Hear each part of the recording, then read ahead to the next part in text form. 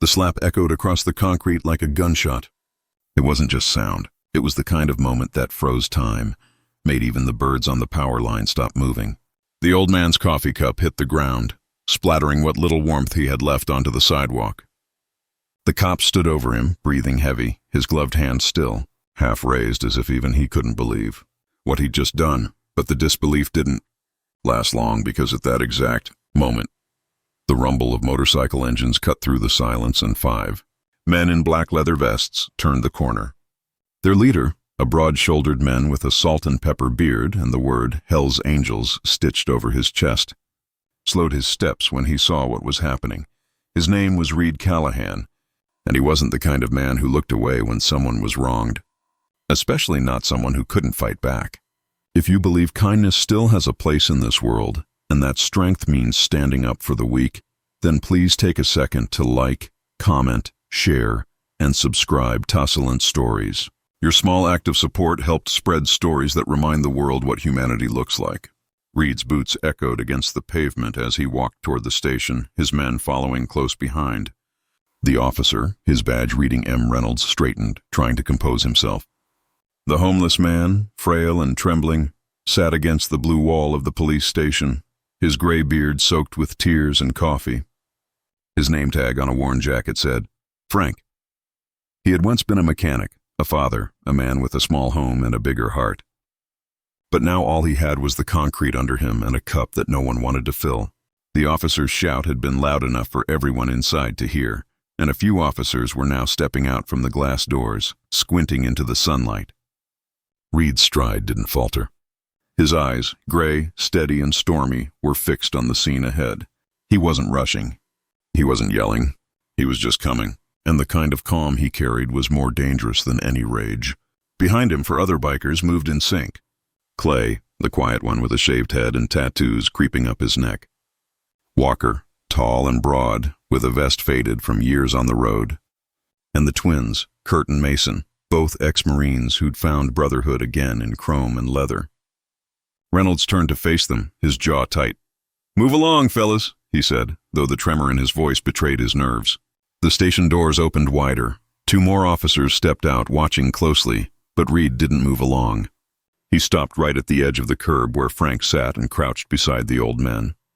Without saying a word, he took off his gloves, pulled out a folded handkerchief from his back pocket, and began wiping the dirt and blood from Frank's cheek. The world around them seemed to hold its breath. Even Reynolds froze. Reed then reached into his vest and pulled out a crumpled $20 bill, tucking it gently into Frank's jacket pocket. Then finally, he looked up right into the officer's eyes. It wasn't rage that filled Reed's stare. It was disappointment, the kind that cuts deeper than anger ever could. "That uniform's supposed to protect people," he said quietly, voice low but firm. "Not break them." Reynolds took a step back, muttering something under his breath, but his words vanished in the roar of one of the motorcycles starting up behind Reed. The sound wasn't a threat. It was punctuation, the growl of justice waking up. One of the other officers near the door whispered to another, "Is that RLCHLS? The biker from the Veterans Outreach thing last year." The murmur spread. Suddenly the power dynamic shifted. The men in leather weren't faceless rebels anymore.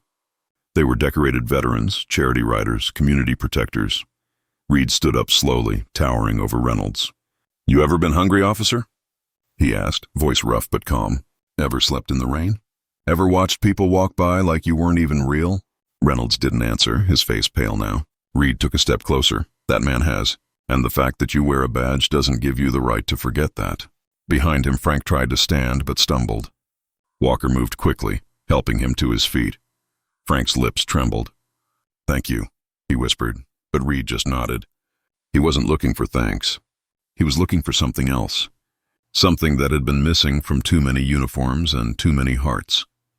An older officer stepped out from the station, eyes wide with disbelief.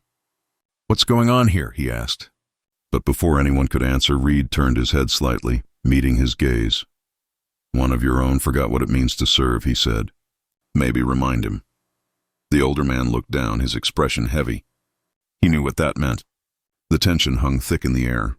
Then, one by one, the other officers began to step back. The younger cop, Reynolds, shifted uncomfortably, his eyes darting to the ground. The slap that had started everything now echoed in his head, a sound he couldn't escape. Reed didn't yell. He didn't push.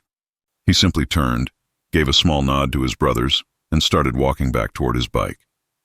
The rest followed, boot studding softly against the pavement. Before mounting his Harley, Reed paused and looked back. "We all got choices, officer," he said over his shoulder. "You made yours. Make the next one better." With that, he put on his gloves, started the engine, and rolled out slowly, the deep rumble of 5 motorcycles fading into the distance like thunder after a storm. Inside the station, silence lingered. No one moved. The old man, Frank, was now sitting on a bench near the entrance, a blanket around his shoulders that one of the officers, silently ashamed, had brought out for him. Reynolds stood off to the side, staring at his hands. The red mark from his own slap had faded, but the guilt would not. That night, as the sun set over the quiet town, the security footage from the station made its way online. A cop slapping a homeless man and 5 bikers stepping in. But what went viral wasn't the confrontation. It was the compassion.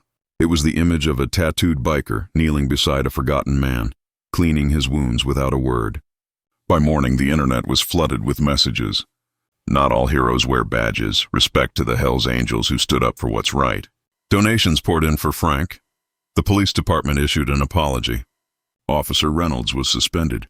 But most importantly, people started talking about kindness, about accountability, about the fact that real strength doesn't come from authority, but from empathy. If this story touched your heart, please like, share, and subscribe to Silent Stories, because every story you share helps remind someone that kindness is never weakness. It's power in its purest form.